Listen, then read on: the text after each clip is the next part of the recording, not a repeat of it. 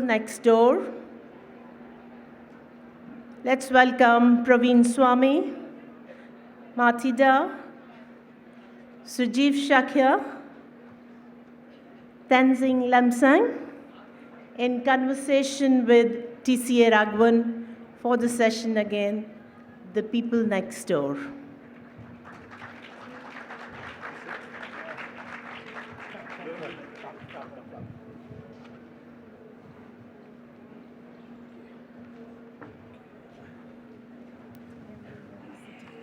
Good afternoon, ladies and gentlemen. Thank you very much. We are talking about the people next door, and it's a great privilege for me to have with us on this panel four very, very distinguished speakers to talk about neighboring country relationships. And for starters, it's wonderful that we have on this panel distinguished speakers from Bhutan, Nepal, and Myanmar, countries we normally don't focus too much on. But this is a good time to talk about this because we've just had the 10 leaders from the ASEAN countries present at our Republic Day parade. And really, when you look at the Northeast and how it connects up with Southeast Asia, that immediately brings you to the larger issues which arise from looking at the people next door. So I'll very briefly introduce the panel. And I have on my right Tenzing Lamsang, who is a very distinguished Bhutanese journalist. He's worked in the past in Bhutan's national newspaper, the Quensil, also in the Indian Express before that, and now has his own newspaper called the Bhutanese. Next to him, we have Sujeev Shakya, who has also a multiplicity of roles that he performs. He's a very well-known author. He's a business consultant. He's an entrepreneur. He's a motivational speaker. And he's written this wonderful book called Unleashing Nepal. He has a passion for what I think he describes as being the Himalayan way of life, and possibly he'll bring that into his talk when we discuss this with him. Dr. Thida requires really no introduction. She's spoken in a number of sessions, is this iconic seminal figure from Myanmar, has written this wonderful book of literature. It's also a work of human rights advocacy, but it's also a great book of literature about her own experience of being imprisoned and how she reflects on the nature of citizenship arising out of that experience. And finally, we have Praveen Swamy, distinguished journalist and very well-known commentator on national security issues. And I'm sure all of you have read him and will continue to read him for many years. He's also a very well-known author of a major book on Pakistan and the nature of the national security challenges which emerge from there. So when we look at the people next door, the question obviously is that why isn't South Asia a little more like Southeast Asia? Because ASEAN has done so much better than SAARC has. People over there seem to give a greater primacy to economic issues and to economic development and jobs and employment. While in India and in South Asia, we seem to have too much of agitation, too much of politics, and too much of talk about perhaps human rights and other issues. So is there something wrong with South Asia? Is it because ASEAN has done so much better because they don't have bad apples of the kind we have here? Or is there some other reason? And perhaps I can ask Sujeev to begin, because Nepal has had a very important election recently. The whole political landscape there has changed. So Sujeev, tell me, is now in Nepal, do you think economics is going to be on the front seat, or is politics going to determine what is going to happen in Nepal? Thank you, Raghavan. I think before I start, I would like to recognize that this time, Nepali, I mean, we are talking about people next door, Dr. Sanduk Ruit got recognized in India with a Padma Shri Award. I just want to, I want to start off with, sort of a context in terms of when we look at people next door. So yes, Nepal, I think when we look at Nepal, of course, we've gone through tremendous political challenges and political transition in the past 12 years, from 2006, when we call the popular uprising. From 2006, the king days were numbered. We had a new constitution, Constituent Assembly got elected 2008. The monarchy, 240-year monarchy came to an end. We couldn't write the constitution in the first attempt in 2012, then another 2013, another attempt was made. Finally, the earthquake shook all the politicians, and we had a constitution in 2015, September. But I think that, again, did not go well, and we faced a 6-month blockade. And then we finally managed to have a government that could conduct an election. So 2017 has been a very interesting year with local elections happening and federal elections happening, and provincial elections. So those of you who have not visited Nepal in the past 1 year, now when you go to Nepal, it's a new Nepal that has 7 provinces. It has 6 metropolitan cities, 11 sub-metropolitan cities, 276 municipalities, and 460 village councils. So from a unitary monarchy, absolute monarchy in 2006, we've transitioned into a federal democratic republic where the power is vested in 753 units. So it's a tremendous political and change that has taken place, and the elections in 2017 could not be, the agenda was a lot on economics. Of course, agenda was also nationalism, because the blockade did create a lot of ripples, and the party, the UML, and the Maoists, the Left Alliance, did win the election. So that is where we stand, but it is a Nepal that has transformed dramatically, and I think all of us are also learning. We don't know what this means, and as Nepalis, we are introspecting as to what this is going to be, what is this going to turn out. But economics is going to be the driver, not because I work in that field, but that's going to be the driver in the coming days. So what should India learn from the election? I think with India, it's a very interesting and a complicated relationship we have. We have an open border. And at the people-to-people relationship, if you go into any of the border areas in India, you go to a village market or you go to any of the border towns, people-to-people is amazing. But what happens when it comes to the governments get involved, there is that sense of, in one of the events last month I was talking about, it's like we are North Korea, and down there is South Korea, we are the impoverished people, and we are giving you a lot of, we are so much better. That sense that comes in, and I think that's where some of the transformation has to take place, because we need to understand that, for instance, the remittance from Nepal to India of Indian workers working there is about $3.2 billion every year, vis-a-vis $2.1 billion that goes from India to Nepal. So this is as per World Bank statistics. So I think coexistence is very important. And I think if we can, and I don't think we are really understanding that sense of coexistence at the government-to-government level. And that's a challenge, and we can talk more about it. Dr. Thida, just to move away from politics a little, Myanmar is both part of Southeast Asia, but also has a South Asian identity. And your own work, although it's a work, as I said, of human rights advocacy, is also a work of literature. Do you see literature having a role in connecting people of Southeast Asia, South Asia, and especially within South Asia? Well, of course, I think indeed Myanmar has been next door to not just Indian continent, I think. Just before you having divided into Pakistan, Bangladesh, and India, we have been very close relationship throughout our history. Even some of our Burmese words adopted your vocabulary, like alu, so and so. But I think after the independence, we know less and less about each other.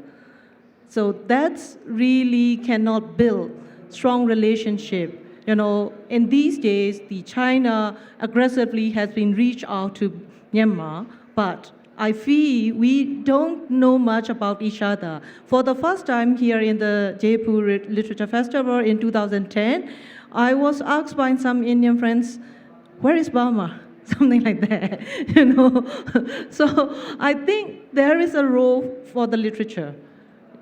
I truly believe we do need to do much more kind of the translation and understanding through literature about the society more, not just the politics, but about the, I always do believe in people-to-people relationship rather than the government-to-government relationship. What we have lost in the past with India is, I think it was like the only government-to-government relationship, not through the people-to-people relationship that much. So that's why I think there should be the role for the literature in order to learn each other, not just with the India, but Nepal, Bhutan, and the other neighboring countries. And then among the other Southeast Asia countries, Myanmar will be the door for the India to reach out to the other part of the Southeast Asia. And for us too, the India will be the door to the other part of the, especially the west part of the Asia for us. So there should be I think the literature should be the easiest ways to learn about each other more deeply into the society, not just following the news and facts and figures through the media. Well, your work, of course, is well known in India, and it's been talked about and discussed for some time now. But do you feel there's enough knowledge in India about the literature which is being written in Myanmar, and is it available here easily? Or is it that we actually don't know much about what is happening over there? Well, I think we also share this kind of a little bit negligence each other, you know. A lot of people in Myanmar, they really don't know much about, for example, people in Assam and the others, what's going on. We have not much information. And then I think the people from India also don't know much about us, especially in this kind of the exploration, really booming of the international media-led information. So people just know part of our society as our society. Indeed, we do have so many struggles, so many people. There are more than 64 dialects has been spoken, and a lot of small little minorities has been having struggle inside the country. But the whole world, they look at us from the very narrow lens of the international-led media. So I think, especially India is next door to us, and you have a very big community, very wide platform, not just through media, but also the literature. We can reach out to each other for the better relationship, especially in these times of booming of the nationalism in everywhere in the world. I also have so much concerns. So. Well, that's very true. Praveen, I know you'll talk a little bit about Pakistan, which is your field of specialization, but could you also touch on what Dr. Thida referred to as this certain amount of insularity in India, especially when it comes to the non-Pakistan part of South Asia? I think it's actually largely true of Pakistan. I mean, we're an unusual country in the sense that if you look around our great universities, think tanks, you'll find almost no real cultivation of knowledge, serious knowledge. Where we had pools of language specialists out of the Indian communities who were living in everywhere from Myanmar to Nepal to Bhutan, trading 70 years ago. Today we have almost no one. Where are the specialists? Where are the expert scholars? We think we know Pakistan, but you'd be hard-pressed, Afghanistan, but you'd be hard-pressed to find scholars familiar with Pashto, familiar with Dari, able to speak Sindhi outside these, small native communities. And I think to some extent this was a consequence of the fact that, while we talk about the historical unities of our region and so on, for the vast bulk of our post-independence history, we've had no people-to-people relationship. I find it perplexing and inexplicable now. economic opportunities opening up across our eastern neighborhood, China, Bhutan, Nepal, of course, Myanmar. But you don't find young Indians particularly interested or having the institutional capacity to know and travel in these countries as informed people. You don't find businesses investing in creating a cadre. You don't find universities interested in educating students. And I think this ought to be a real matter of concern for us, because new doors are opening and we seem not to be willing to walk through them. But it is also the case that Pakistan sucks a great deal of oxygen out of the room. I think sucking oxygen is exactly right. I mean, but I'm not entirely sure we have a, how shall I put this, a quality of reflection to our thinking about it. So you turn on your television set at night and you're bound to hear someone or the other ranting about something or the other. But in terms of serious commentary, in terms of serious analysis, what is going on and what its consequences might be, you don't really come across. And, you know, yes, we all talk about a terrorist threat from Pakistan, but do we really think about the consequences of a nuclear weapon state melting down into administrative entropy? Do we consider what might happen as a result of prolonged chaos in Afghanistan, or for that matter in other parts of our neighborhood? We don't have much of a political discourse on it, and we don't have very much of a public discourse. That's sad. Tenzing, Bhutan is going to have a very important election this year, and in India, the relationship we look upon with greatest satisfaction in South Asia is the India-Bhutan relationship. So how much will this election impact on India-Bhutan relations in the future? And what do Bhutanese think about the forthcoming election, and where do they stand vis-a-vis the different narratives which are there just now? If I can answer this question in two parts, the first being general and the second being specific. The general part is I've had the unique experience of studying in India in Delhi University, studying history there, and then working for 2 years with the Express, where Praveen is working as well, and then going back to Bhutan and working there.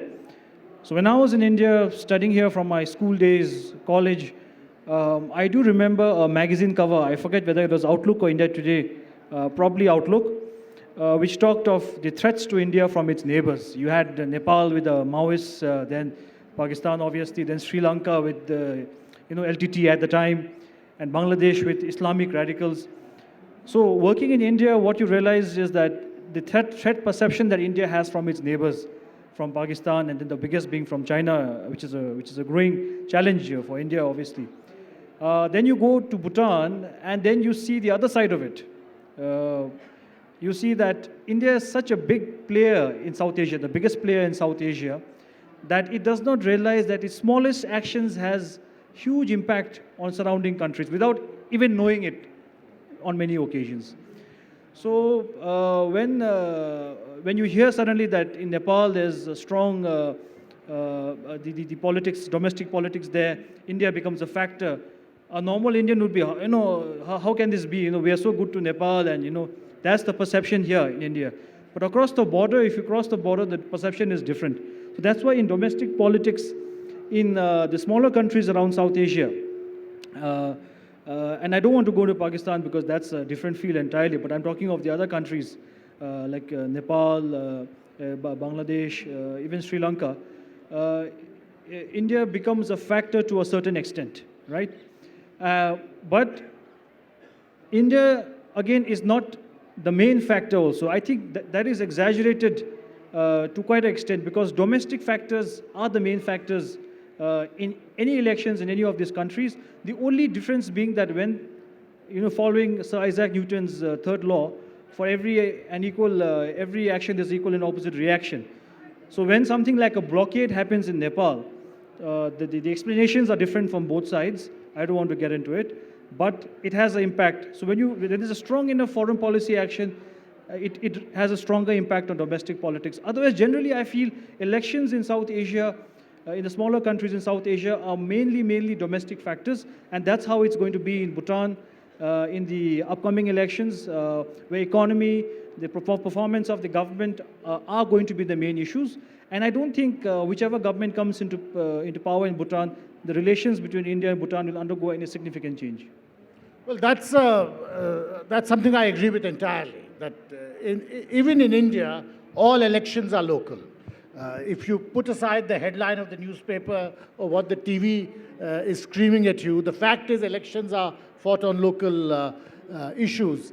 But in Nepal, Sujeev, just to return to you, how important is the India factor now? Now that the elections are over, how do you see the next 2 or 3 years? Because I think apart from the politics of it, there are other very critical issues coming up in Nepal internally, which really have to be addressed quite substantively. Yeah, I think with Nepal, this is a long wait for us. When you are in transition for nearly 25, 30 years, and then suddenly you seem to have a semblance of stability through a government that has a majority vote. Now, we are yet to see the election, Prime Minister. But so the expectations are also high. And the expectations are also based on what people are going to get. It's not about inclusion. It's not about, your army getting integrated. It's not about, rights. It's now about whether you're going to get jobs. There's going to be job creation. The other challenge we face is that Nepal is going to graduate to a middle-income country by 2030, and which means that we need about $6 to $8 billion of investment every year. So who's going to get those investment? I mean, where those investment is going to come in. And I think that's where I see there is a great opportunity to work with the neighbors, for Nepal, to get the investments, to get the know-how, to get the technology, to move it further. So I think there is great expectations from the people, and there is a lot of challenge for the politicians to deliver. But also we need to understand that I think talking about politics pretty much dominate all conversations. But at the end of the day, politicians don't come from Mars or Venus. They are the product of the society. So until unless there's going to be some significant transformations within the society, we are not going to see a different set of politicians. So the challenge is also that in the coming years, will we see some great local leaders who can take in leadership in the next couple of years? Are there going to be some exemplary leaders coming in from private sector, from other sectors, that is going to force the other leaders to compete and to deliver? So I think the next 2-3 years is going to be very interesting, and we hope we will see more positive transformation and rather than see more challenges. Dr. Thida, I was always interested in this. In Southeast Asia, for instance, there's far less talk about politics. What happens in Indonesia internally doesn't really impact ASEAN in a dramatic way. Similarly, the ASEAN approach to human rights situations in each of its constituent countries is much more withdrawn, much more careful. Do you think we have something to learn from that in South Asia? Well, definitely. Indeed, ASEAN setup is very different from the EU setup.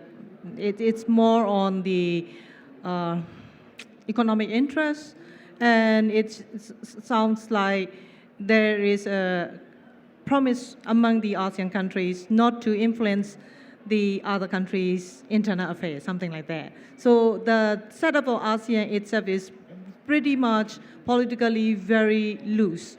So for us, especially compared to the other Southeast Asian countries, Myanmar is very diverse.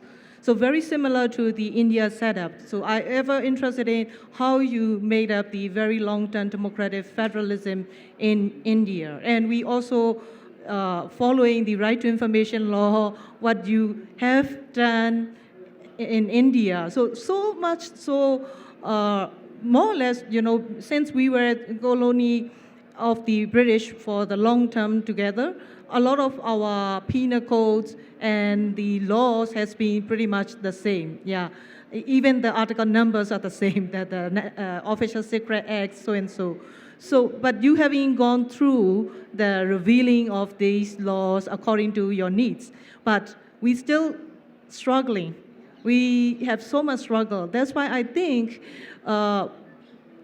Forget about the other Southeast Asia countries, as Myanmar, as Burma. We need to learn a lot from you. Rather than, there are not many federal countries in the world, and compared to for example, like adopting the federalism systems from Canada might not be very fit into our demography, but India, it's more very pretty close. That's why I think for Myanmar, we still need to learn a lot from you, but the problem is we feel still very distant, even though we sit next door to each other. That's a very apt comment. But Praveen, I wanted to ask you about the ASEAN experience. Do you think India is too closely involved with what is happening in Myanmar or what is happening in Nepal, and we should step back a little and let what is happening? No, I don't think we should step back. I don't think any country can afford to step back and pretend that its neighbors and their problems do not exist. I certainly don't think we should be doing the kinds of ham-handed interfering in other people's politics, which cost us so dearly in past decades of our national existence. I mean, we've lost a prime minister to Sri Lanka. But I do think we should be more involved. As for this ASEAN experience thing, I think partly it's because South Asia just hasn't learned the right, or some of the right lessons from ASEAN properly. So all of us in South Asia today, and this includes Afghanistan, Pakistan, Myanmar, Bhutan, Nepal, we are countries with a massive youth bulge, which means a very high percentage of our population are below the age of 25, broadly speaking.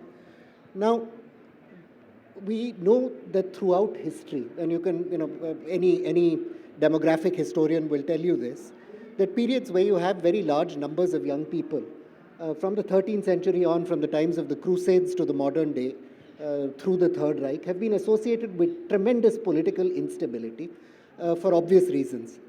And India is quite instructive to look at this. We should have been creating something like 10 million jobs a year, just to absorb the numbers of new young people coming on the market every year looking for work. And we, like all our neighbors, have never come near achieving that figure. This is complicated by the fact, I mean, what the ASEAN countries got right was not that they were authoritarian or not that they were despotic, but that they created a powerful state that was able to bring about education, that was able to deliver public health, that was able to deliver an educated, competent workforce at an early stage. I get tired of hearing that, India has a bloated bureaucracy. When you actually look at the numbers, we have some 1,600, give or take, public servants, state, central government, all put together, for every 100,000 population. The United States has almost 8,000 per 100,000 population. That's 8 times our level, 7 times our level, excuse me. And most of the ASEAN states are even higher. And this means we're trying to fast track our modernization and development, but without teachers, without doctors, without health workers, without enough engineers, without any of the people who are needed to bring about these transformations. And to me, this is another reason for linkage, that we need to be learning from each other's experience, because otherwise we're all going to possibly not have such a pleasant future. But in Bhutan also there is a youth bulge. I know in India, for instance, the median age is about 26 or 27. I imagine it's about the same in Bhutan. So how much have aspirations evolved? Because now they are growing up and being educated in a totally new world. They have the option. They have China, which has arisen as a giant in Asia. You have India. You have the power of the internet. So how much of this changes perceptions amongst the younger people in Bhutan? Again, I'll answer this in the broad and specific categories to give a context. In the international context, people always talk of the youth dividend of South Asia, chiefly to do with the bigger countries, I think India, Pakistan, Bangladesh, and then also Nepal, and even the smaller countries like Bhutan. We have a huge youth population. But I think now the focus must be given more towards the youth dividend threat, because the youth dividend only works out if you can create jobs, as Praveen pointed out. But there is every danger, every possibility that if the youth dividend is not met with adequate jobs, adequate developments in the education and health sector especially, and if there is not a commensurate fall in the fertility rate, Because if you have a youth dividend and you have a high fertility rate, it creates a stress on the current generation to support more children, for example. It reflects poorly on education and health. So the reason that the China could move forward, or Japan, or even South Korea could move forward from periods of poverty in the last half century is because they had a youth dividend, the economic growing, and a fall in fertility rate. So they could concentrate more resources. I think that is what we have not seen in South Asia yet. I'm hopeful that this will change. So that is a big threat. I think South Asia, all of us, we are in the same boat. So we have to be aware of this youth dividend turning into a youth threat, as Praveen has also highlighted, the causation between wars and high youth population.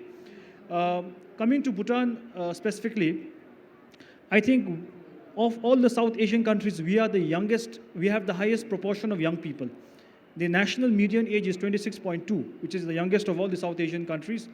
And we have already are having issues with youth unemployment, And because we have a large young generation, it has an impact to a certain degree on foreign policy in the longer term, because they no longer remember how their parents and their uncles, the relations. So they become more demanding on foreign policy, on economy, and on everything, So the strategy of the government has been to focus on two key areas: education and economy. You have to produce the employable labor force, and you have to have the economy in place to employ these guys. Otherwise, you're headed for deep trouble. Thank you. But Sujeev, in Nepal too, this youth issue is very important, and certainly perceptions of how younger people feel in Nepal about India, but also about other issues, reflected them very dramatically during the current election. How do you see this affecting economic policy in particular? The economic policy, definitely it affects, because as we said, we also have a very, sort of our median age is also around the same as in India. We have every day 1,500 people leave, young people leave the country in search of jobs in, Malaysia and Qatar. We have that's also keeping the country going. We get about $6 billion of remittances from, various countries. That's keeping going. And the youth are not only going for money, but they feel that, they are going to, it's larger aspirations that are also there. So that is pushing. On the elections, definitely we had a lot of new voters this time. And I think the sense of nationalism is a key issue. It is not only in Nepal, I think it's everywhere. For instance, I studied in India throughout. I love coming to India. I speak many of the languages, My wife is a Gujarati, But then when it comes to my daughter who is 16, and her perception of India is, in my family, completely different. And the sense of nationalism in sense of how they look at neighbors, because as Tenzing was saying, there's not much of, understanding of what, it meant, because during our time, there were no good schools in Nepal. The only option was us for Bhutan and Nepal was to come to India and study, go through school and go through college. But today, I travel with my people who work with me, who have, they're about 23, 24, from Nepal high school. They went to US, they went to get their masters, and they come back. And their perception about India and the neighborhood, or Bhutan or Sri Lanka or Bangladesh is very different. So one of the things I've always tried, and wherever possible, is to see that how do we build this youth-to-youth exchange? How do we have, like if you look at Uttar Pradesh, Bihar, West Bengal, that area, it's like 300 million people, 400 million people. We're half of them young people. How many of them actually go to Nepal? How many Nepali young people come to it? And I think it has to be with scholarship exchange. I don't know what could be, but I think it's very necessary if we are not going to, this is a ticking time bomb. And if we are not going to figure out how we have better exchange among the youth, we love coming here, we love doing the exchanges, but it has to be at the younger generation that needs to be done to make this sustainable, because they are going to be the ones who are going to define the future foreign policy. They are the ones who are going to define who they are going to do business with, who are they going to work with. So I think there is a lot of opportunity also, but I think we need to also start now. In Myanmar, of course, isolated itself from the rest of the world for a very long time. Do you think the younger generation now is more engaged with India in particular, or with the world, or is it still a very limited perspective they have, and they still lack sources of information about what is happening and how they perceive the world? I think I can say there are two groups of youth in Myanmar. One group of youth is very promising. They engage the rest of the world. They're very aware of what's going on in the rest of the world. They're eager enough to learn from the others. But the other group of the youth, they are still pretty much suffering from the syndrome of lack of information. 5 decades of heavy censorship, heavy propaganda machine, and very poor education systems make them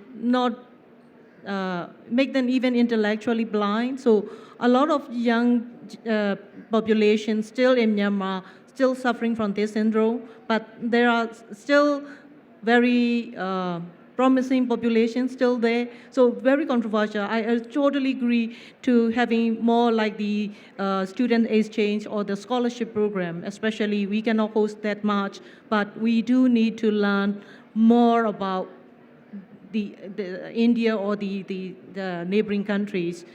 The education, it will be solving all the problems. That's why we really prefer to having our youth to be educated and to learn more about the rest of the world. But apart from the pilgrim traffic to Bodh Gaya, are there many Myanmaris coming to India for study or for travel or as tourists? Not much. Yeah, they just go to, they're interested in worshipping. People really cannot still differentiate between the worshipping and the practicing in the religion. So yeah, that's the problem. That's why why not? There should be more. I think second to the worshipping is the healthcare. They come here. They come to India for medical care. Medical care. Yeah.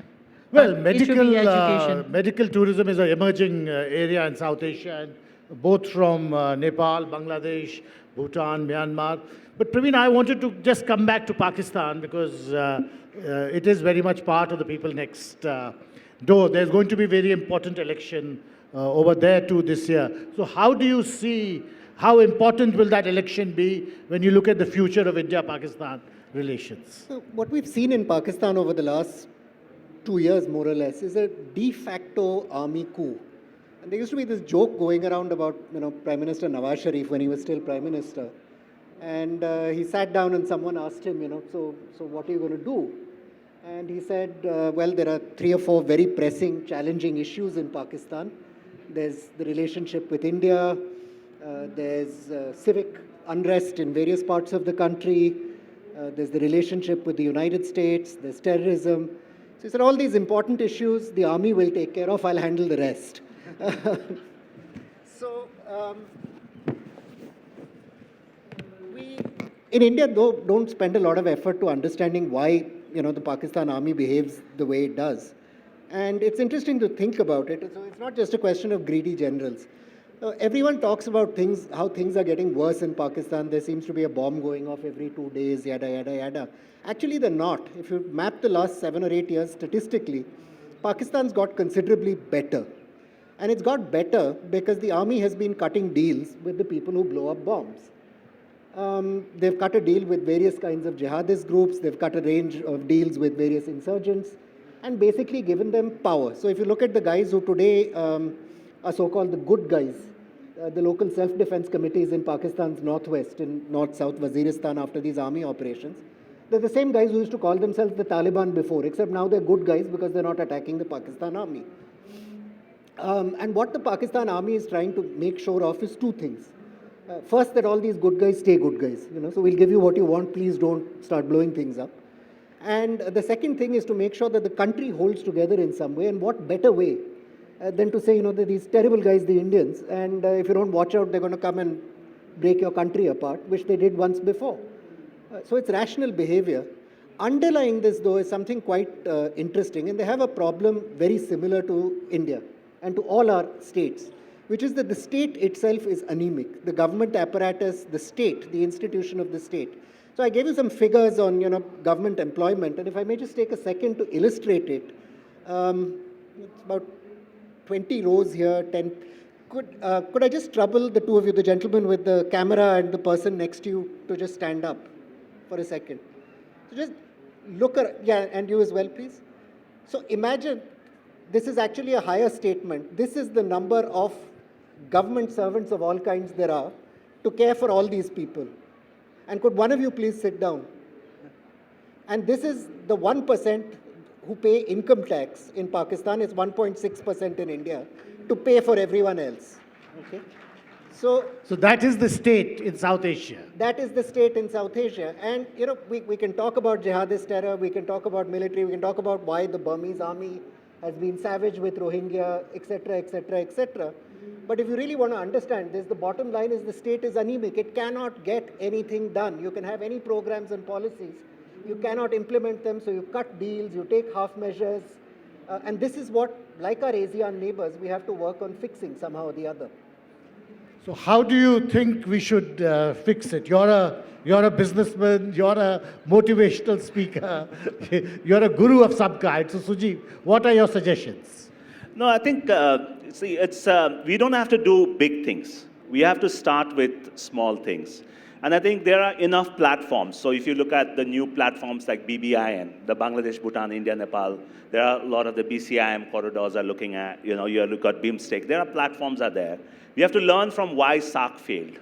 We have to see that, because SAARC was a government-to-government deal, so that way never took off. So we have to find ways in which young people, can have, we are here speaking about Nepal and Bhutan in this JLF. There could be more literary festivals in other parts where we bring in. So I think we should start with, without touching on, the politics, a lot of cultural issues we can start off with. I think that's the exchange one.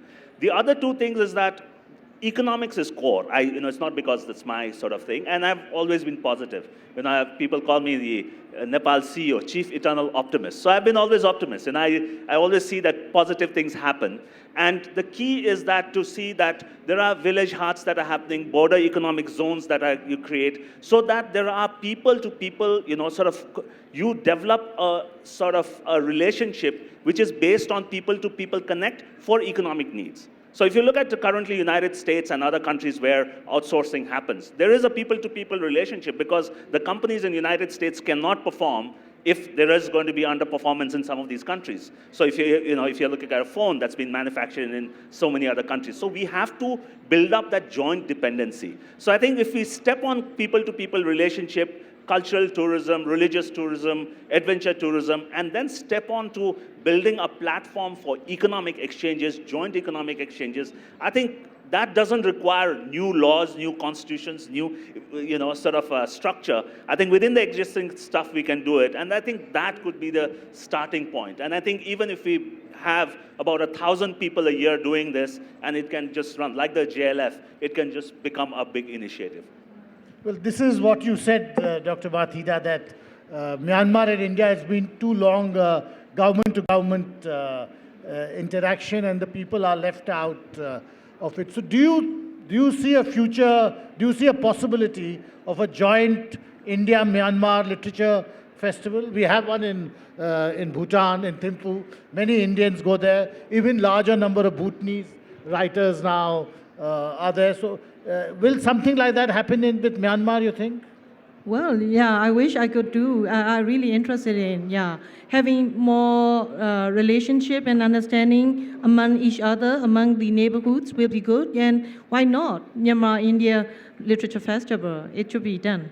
Yeah, let's do. Well, I hope it happens one day. Sure. But Praveen, on just to push what Sujeev said a little further, we seem to have in India only one model of the border, which is the Ratcliffe Line.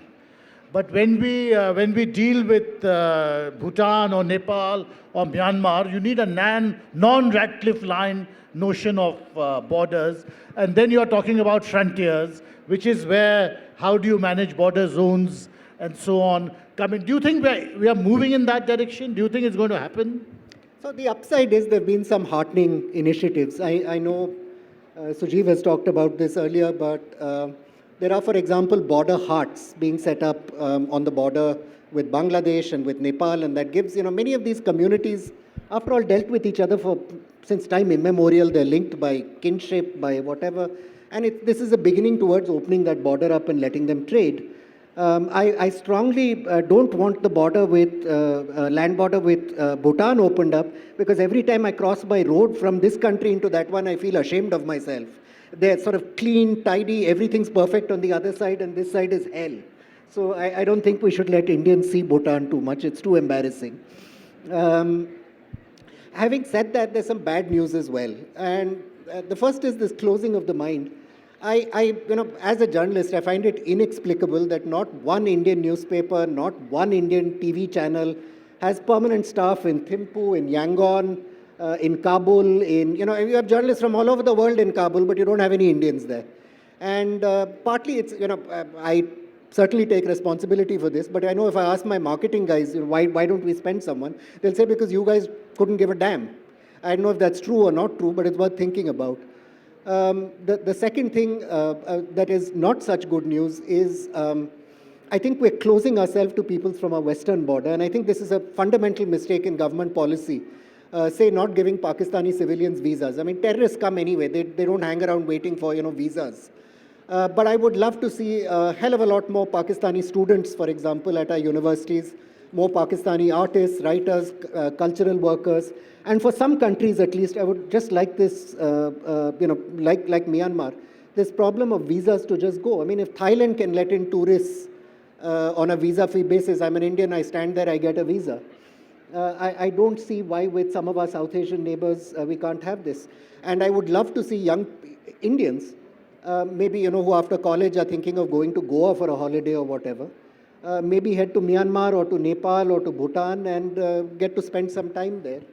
Maybe the government should also be thinking of an Indian equivalent to the American Peace Corps, where young Indian students have an opportunity to volunteer and spend some months in these countries.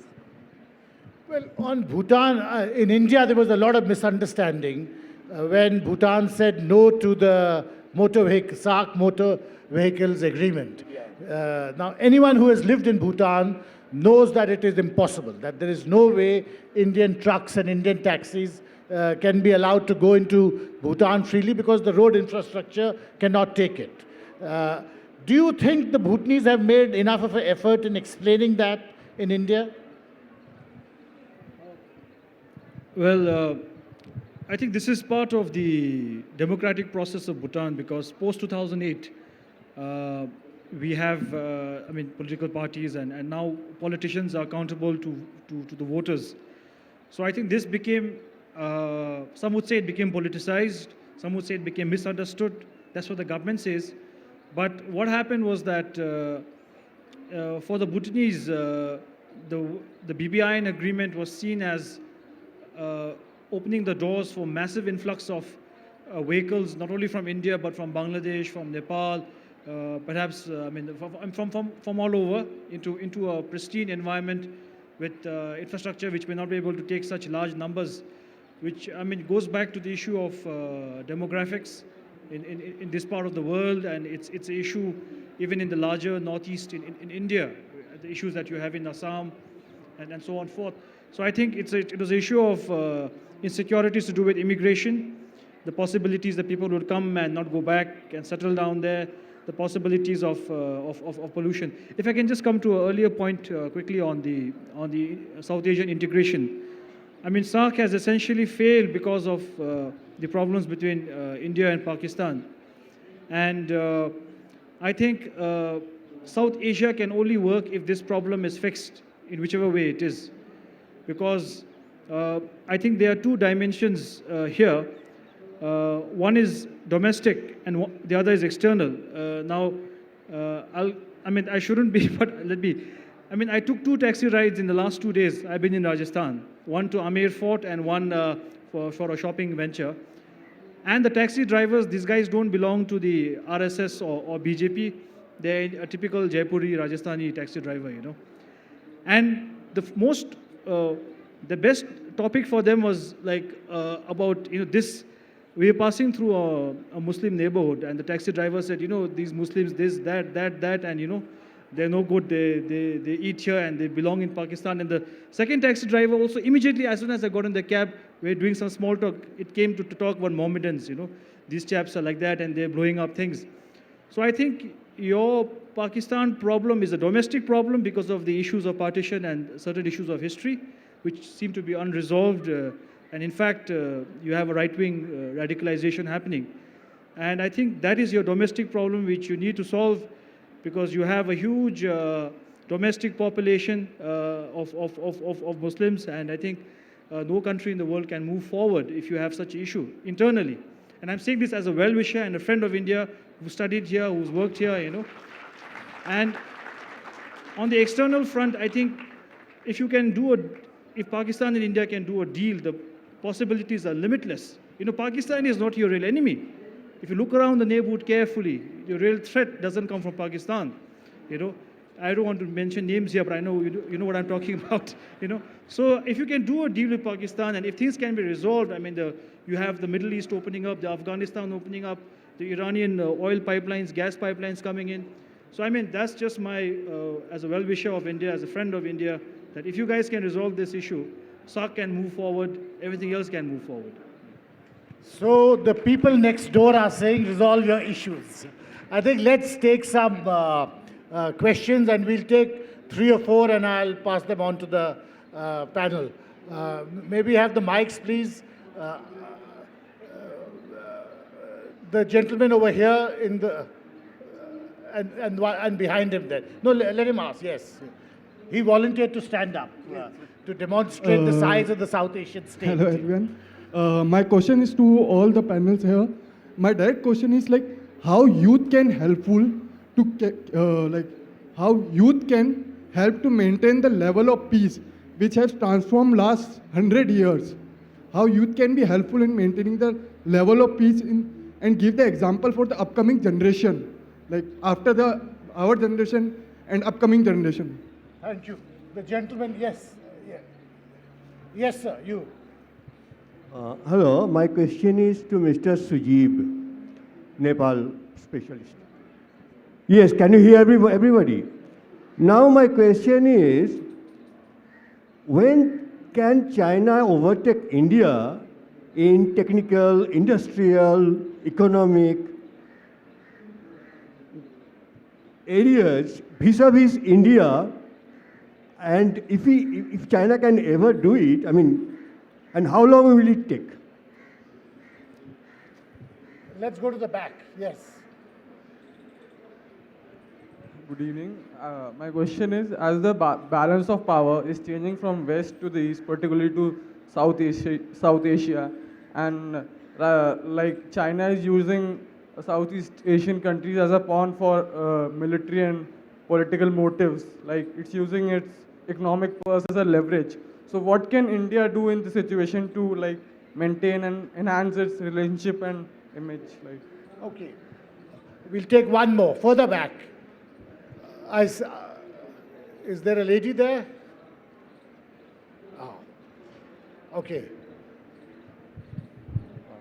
In the backdrop of Chinese assertiveness in the SAARC countries, in the backdrop of Chinese assertiveness in the SAARC countries, like they are building up numerous projects. So do we really see the dream of SAARC becoming a union like EU or ASEAN without having China on board? Okay. The lady in the front here, yes, right here. Then we'll open it up. Hi there, I have a question for all the panelists. I want to know what you think can be done to increase women's participation in politics in South Louder, Asia. please. What you think can be done to increase women's participation in politics in the region? Women. Okay, so now we'll, Dr. Thida, you could pick up on any of these themes. One was on China, 2 or 3 were on China, one on what the younger generation can do, and about participation of women. Well, definitely, we all do need to raise the women's participation in politics in our own countries. And then the problem with Burma, I think, because the China having very big investments especially in the Rakhine states, but the security issue in the northeast of India, it's making like a war to us between India and Myanmar, not to having a good either economic or other relationship. That's why we need to solve this problem. We prefer to solve this problem too. I think of course, I do hope for the longer run, China, because of the OBOR, I think India should act more positively and quickly, even though you decided to do the Act East, but we feel not that much like, because this is, especially the Myanmar is in between, and then we having so much concern about the more and more Chinese influence, but we still cannot make any improvement without both countries kind of the support. So, yeah. On China, look, the bottom line is we are not going to have an economy of the scale of China for the foreseeable future. 2050, 2060, we'll all be dead, at least on this panel by then. So it's not worth worrying about. The reality is that Chinese preeminence in our region is a fact of life, economic preeminence. No nation state is going to like a strategic competitor. The Chinese will not like us. They will encourage the Pakistanis. Unlike Tenzing, I'm not hugely optimistic that we're going to iron out our problems with the Pakistanis. I think there are reasons for them, a whole load of reasons for them that are basically insoluble. But the question is how we manage these problems, and that's going to be the acid test of Indian diplomacy. The one foundational assumption of Indian policy for many years now is that we simply cannot afford a war. We cannot afford to knock many percentage points of our GDP in pursuit of some notion of honor or parity. And for our neighbors probably think the same way for one excellent reason, which is nuclear weapons. China might not like us, but China is not going to risk sacrificing 2 of its cities for the pursuit of a little bit of territory in Ladakh. Similarly, as with Pakistan, I'll say something controversial here, but it is entirely possible that in 99 or in 2002, 2003, 2001, 2002, we would have ended up in a full-scale war were it not for nuclear deterrence.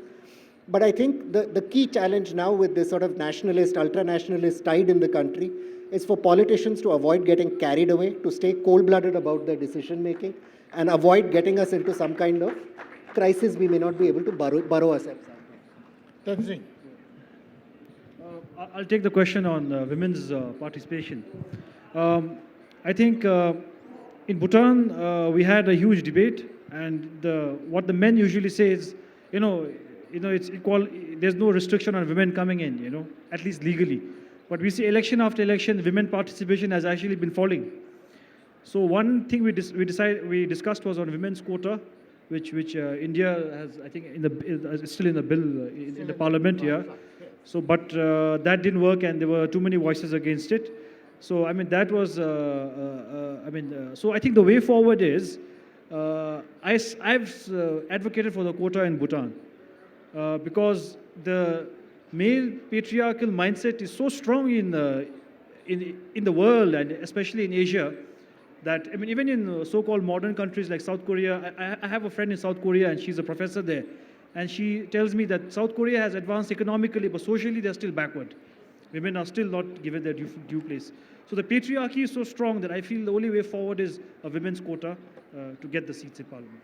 Incidentally, one legislature or one parliament in South Asia which has taken a real step forward in women's quotas is in Pakistan.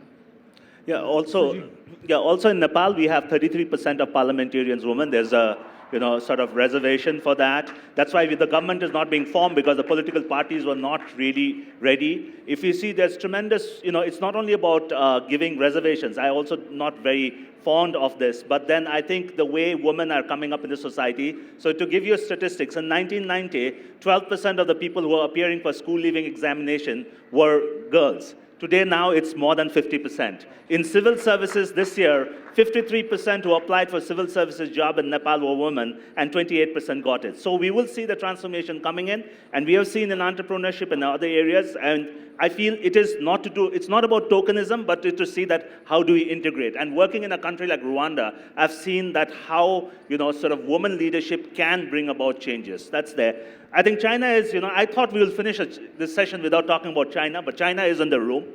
Belt and Road Initiative, I'm trying to learn as a student of economics on what is this all about. I'm going to go in my first trip to China and to learn about it, because what BRI is doing is Belt and Road Initiative is larger than Marshall Plan that the United States had in the larger 50s. So it's not about selling weapons, it's about selling you equipment, it's about selling you contracts. So it's an investment thing we see. We have to all learn more, and I think we have to use a much more wider lens to look at it rather than the xenophobic lens that we generally tend to use. For Nepal, I think we are in a wonderful position. We are not in sub-Saharan Africa. We have India that is growing well, and we've got China with its BRI. So between Belt and Road Initiative and India's Act East, we stand at the best position to develop ourselves. And if we cannot, then I think the blame should be on us Nepalis, then blaming other countries.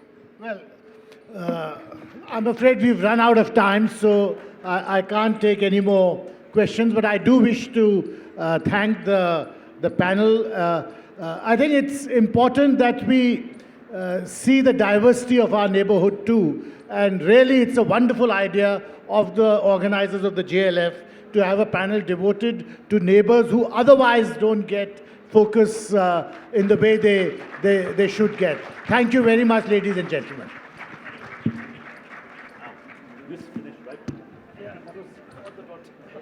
A big round of applause one more time for Praveen Swamy, Thida, Sujeev Shakya, Tenzing Lamsang and T.C.A. Raghavan.